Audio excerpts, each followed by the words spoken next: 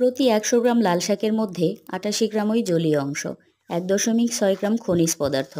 এই শাকে বিদ্যমান খনিজ উপাদানের মধ্যে iron, calcium, magnesium, potassium, phosphorus উল্লেখযোগ্য। এছাড়াও এতে রয়েছে প্রচুর পরিমাণে carotene, vitamin B one, vitamin B2, vitamin C. তাই নিয়মিত এ শাক খেলে রক্তশূন্যতা দূর হয়। এছাড়া এ শাকের অ্যান্টিঅক্সিডেন্ট বিভিন্ন ধরনের প্রদাহ ও ক্যান্সার প্রতিরোধে সহায়তা করে।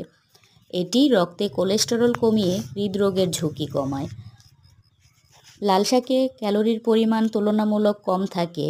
মানবদেহের দাঁত ও অস্থি গঠনে, দাঁতের মাড়ির সুস্থতা রক্ষায় এবং মস্তিষ্কের বিকাশে লাল শাকের কার্যকর ভূমিকা রয়েছে।